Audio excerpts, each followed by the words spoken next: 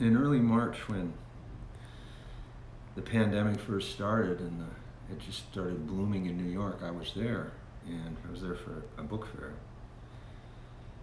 And it was interesting because since it was just emerging, people weren't quite ready, hadn't quite figured out yet how to deal with it.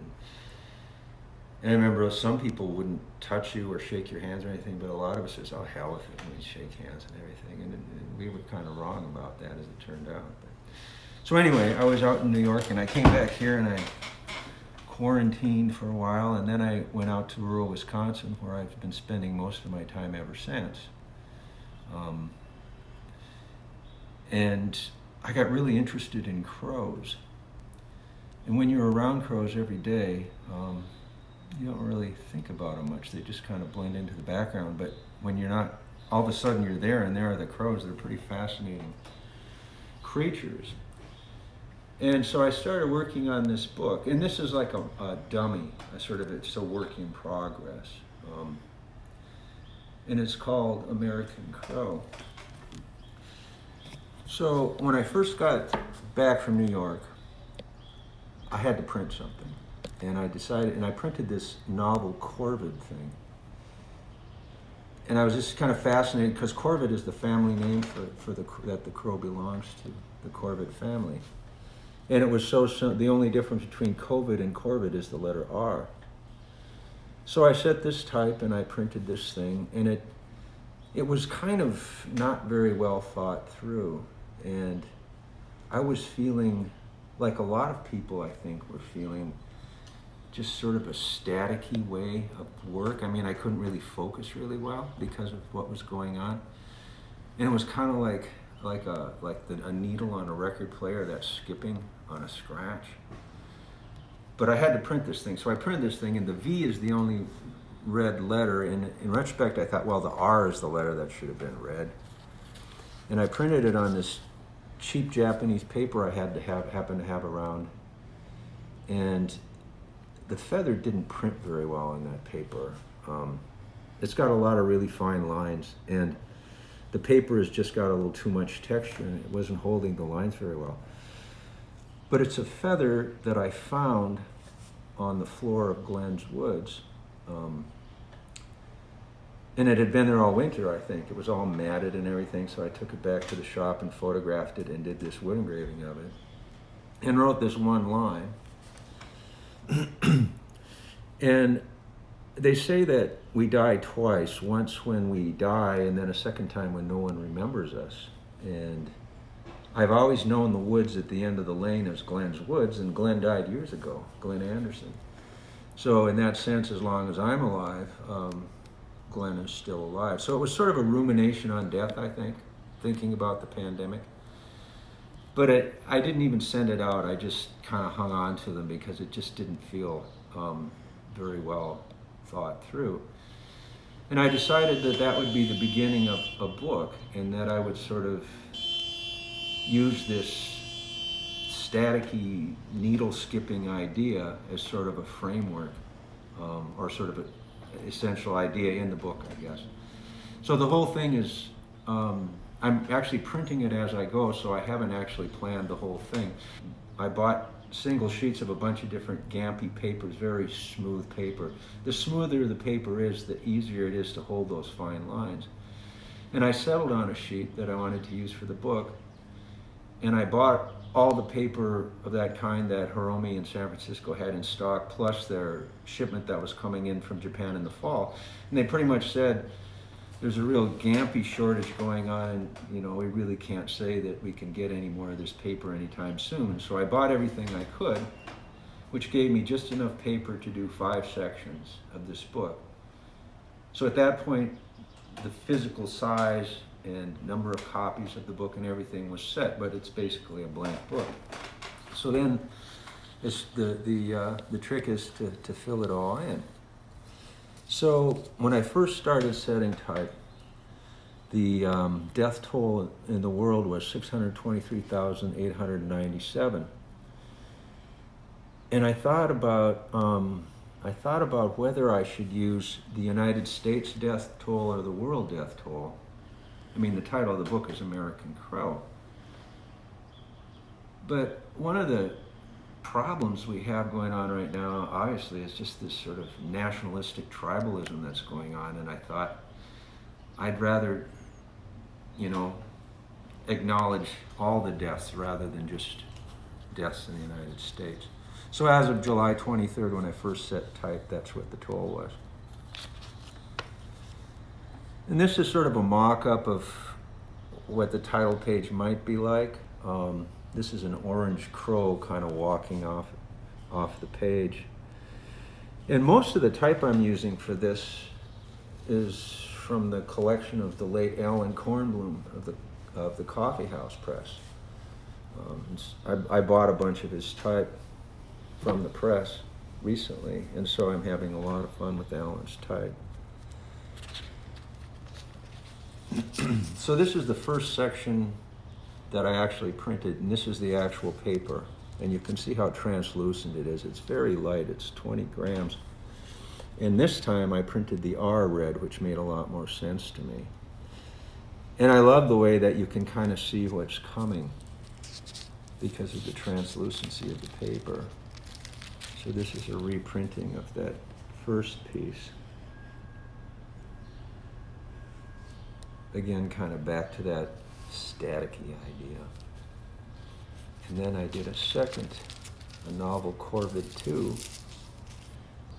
And this time the R is black and the other 5 letters in Corvid are red.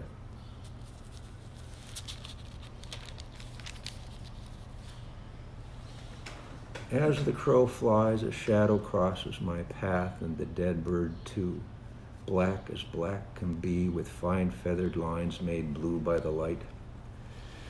As I lean in to better see the yellow ring of its eye, a bug flies ominously, and I don't dare take the dead bird with me. So I pick it up by its clawed toes and set it gently aside, thinking, I will come back. In the morning I return to find night has left its bloody mark, and the blackness of the bird has drifted back into the grass. How will this end, I wonder, as I wander back down the path? And that actually happened. I was walking along the prairie one evening at dusk, and there was a dead juvenile crow laying there, and I thought, wow, that's amazing. And I reached down and I was thinking about taking it, but there was some chemistry going on in there I didn't really feel comfortable with, so I just set it aside, and I thought, well, I'll come back tomorrow and think of something to do with it. And in the night, something had gotten to it, and so it was pretty much gone, except a few feathers. It was about all that was left. Open for business, timorously scrawled on plywood-covered storefronts, the list of the dead, and portraits of Mr. Floyd drawn from a photograph screened on every device in the world. 8 minutes, 46 seconds, and what we now know about George Washington's teeth. I come back here once every week or so and spend a little time. And the week after George Floyd died, I was talking to Tecumseh Aiken downstairs.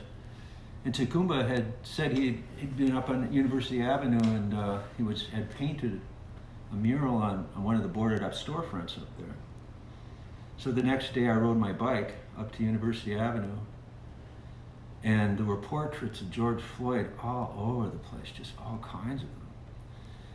And I ended up riding all the way to 38th in Chicago, where the event had happened. And later I learned that George Washington's teeth, history tells us that they were made of wood, that he had wooden dentures, but in fact, the teeth in his dentures were made, some were ivory, but some of them were the teeth of slaves. So this is a big wood engraving, and I've actually printed the first color of this. This is just a proof on newsprint, but I had this big maple log that sat outside for 6 years under a cover.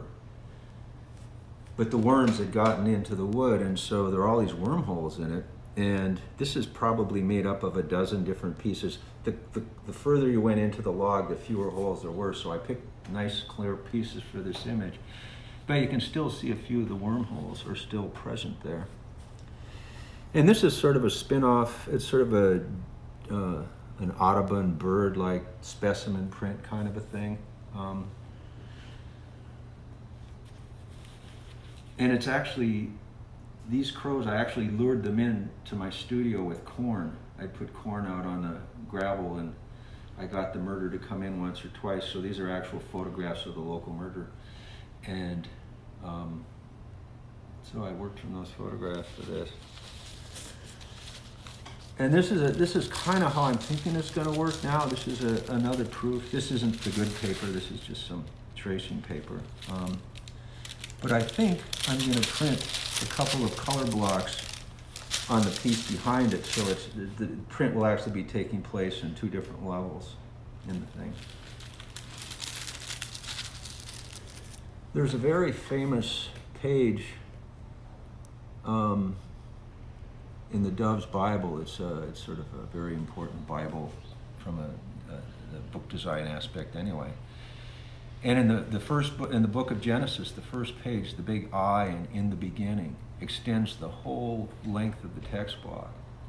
And this is sort of a play on that page. And the I, as you can see, is orange.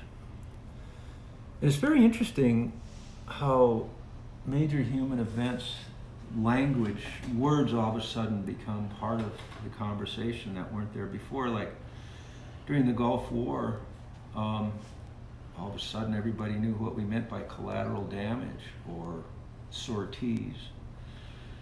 In this case, the word POTUS is not a word that I was even familiar with, and all of a sudden we all know that POTUS is the President of the United States. I, POTUS, am beautiful, very beautiful. I've done a great job, really great. It will disappear, a hoax, a witch hunt, unfair, very unfair. They are bad people, very bad people. And I set this type months ago, and since then, the language coming from the White House has even gotten more and more outrageous, so that's almost kind of dated now. I should almost think about updating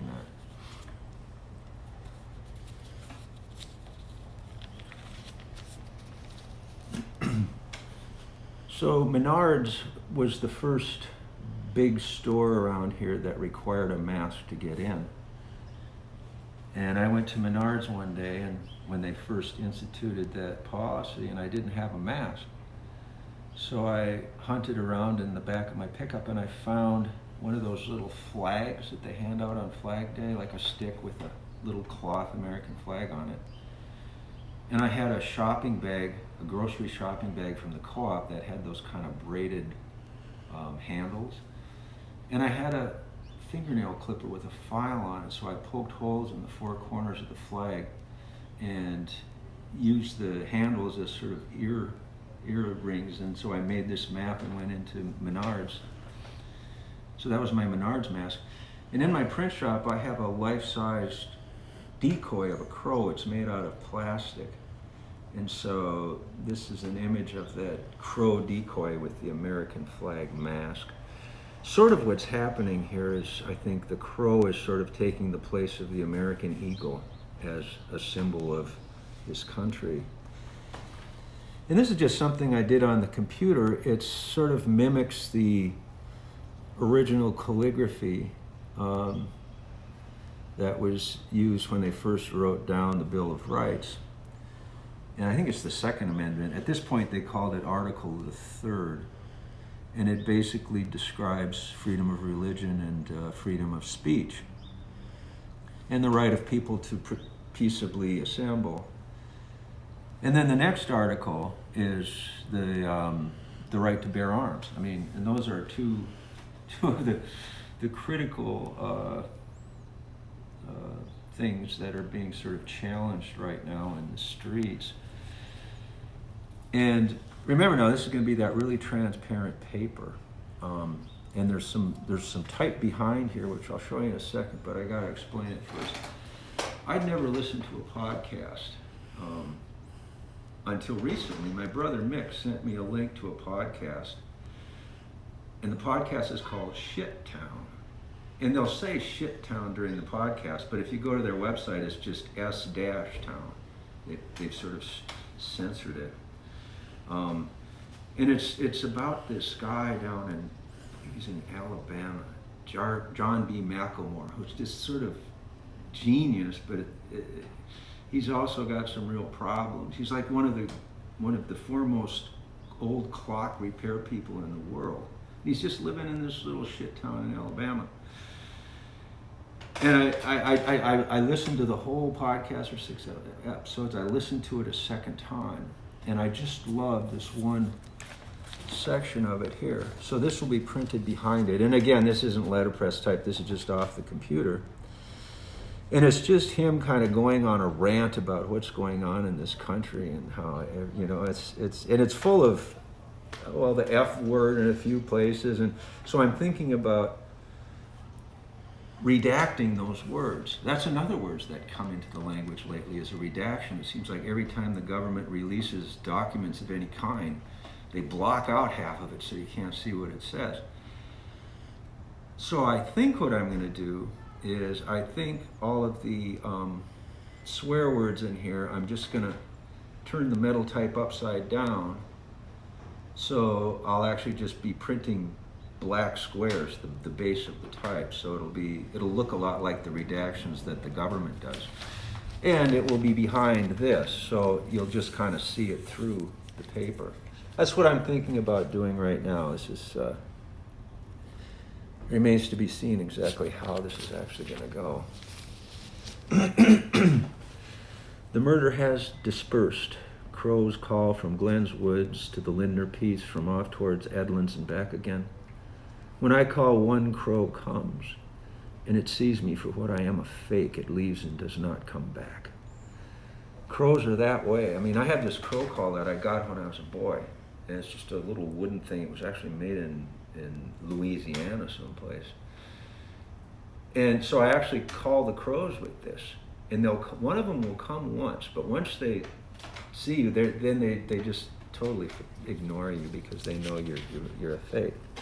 Now that first crow, that big portrait, I was talking about the wormholes in the wood. Well, I decided for the last crow image in the book, I'm going to sort of go for it with the wormholes and not try and patch them up at all. So this last image is going to be a big portrait of a crow with the wormholes, and there's actually going to be a big block in the background because the holes get more and more as they go out towards the edge of the log, towards the bark, so it's practically totally destroyed around the edges. So it's just, I'm just going to kind of go with the destruction that's going on, I guess. And who knows where we're going to be with the pandemic by the time I finish. It seems like it's going to go on for a while, that's for sure. And we've got the election coming up. I mean, my God, what's that going to do? And then the final section of the book is going to be a section of notes. I've got one last section left, and basically I'm going to set type, in type what I'm basically telling you now, I suppose. I'll probably clean it up a little bit. And at the end of the notes, there'll be whatever the tally of the death count is at that point, and on August 30th, that's how many people had died, and of course we're well over 1 million now, so by the time I finish the book, I'm not sure how many there'll be. And in the back, I think the last page will be this emblem, and I have a large collection of printers' ornaments, and these are all sort of America-related things, and I think I'll use this. It's kind of similar to the presidential seal. And right now I'm saying humbly printed in a state of America, but I'm not sure what that's going to say yet. And that's where it's at as of today, whatever today is. What is today? October 7th, I think.